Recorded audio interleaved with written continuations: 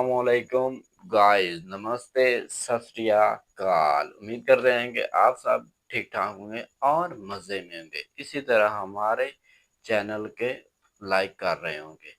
आज की वीडियो है जी कमाल की, और एक सवाल है, मुस्लिम बॉय ने एक गुरु जी से सवाल किया है। तो देखते हैं यार उस मुस्लिम बच्चे को गुरु जी ने क्या जवाब दिया है। तो मज़ीद वीडियो देखते हैं। एंड पर हमारा रिव्यू जानने के लिए एंड तक लाजमी आपने वीडियो देखनी है, चैनल को सब्सक्राइब करना है, वीडियो को लाइक करना है। तो let's go start. Javir Khan ji, हम्म। राधे राधे महाराज जी।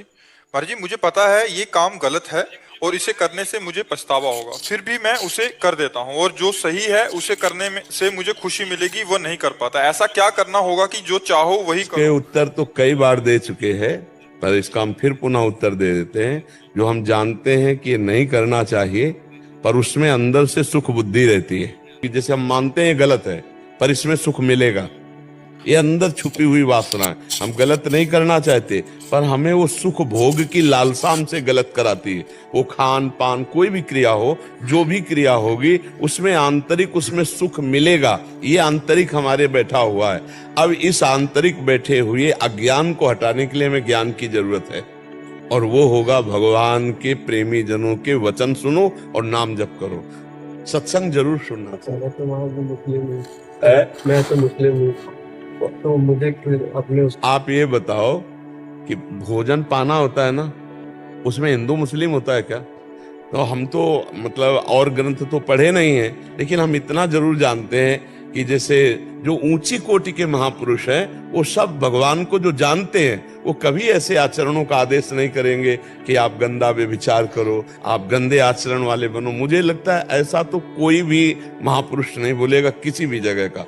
तो अगर आप अपने ही ग्रंथ को पढ़े, उसके आचरण उतारे। अब हमें तो ज्ञान नहीं कि उसमें क्या क्या लिखा है। कभी ऐसा न संयोग बना है, न हमारे पास कभी वो सानिध्य मिला।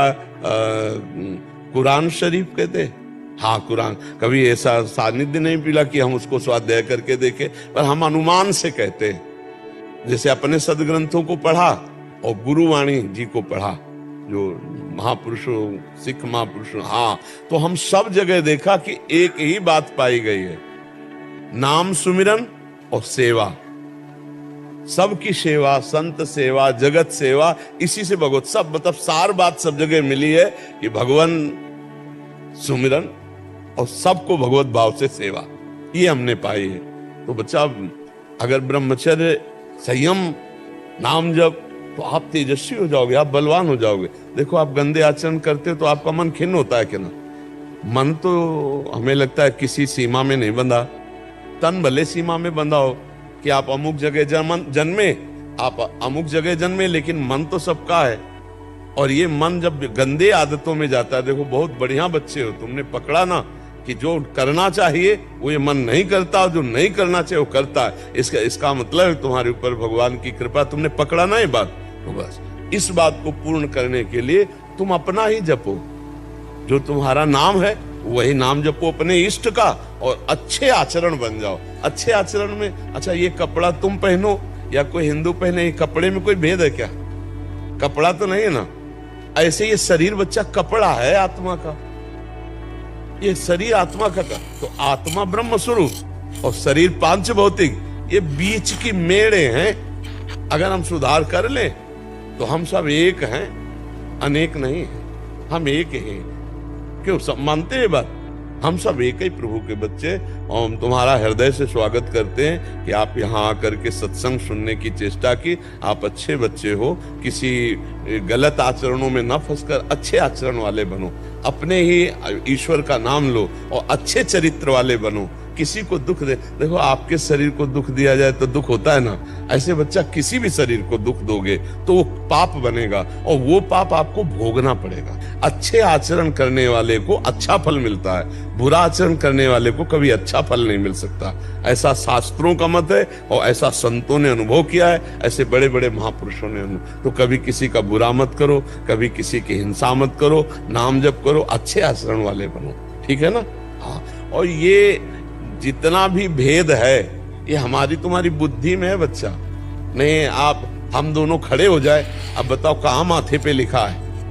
कि तुम और हो और हम और हैं, वही खून, वही त्वचा, वही रक्त और वही भगवान के अंश तुम, वही भगवान का अंश, कोई अंतर नहीं। अंतर केवल दिमाग में हमारे पड़ गया है और दिमाग में भर दिया जाता है। जैसे नए नए बच्चे हैं, अब कोमल हृदय है, अब इनको विरोध भावना से भर दिया जाए तो इनके अंदर विरोध भाव आ जाएगा, इनके अंदर सम भाव भर दिया जाए तो समता को प्राप्त हो जाएंगे। इसलिए बहुत अच्छे बच्चे हो, खूब नाम जप करो, जो भगवान का तुम्हें नाम प्रिय लगे, और अच्छे आचरण से चलो, और जब कोई प्रश्न हो तब आकर के करो, ठीक है।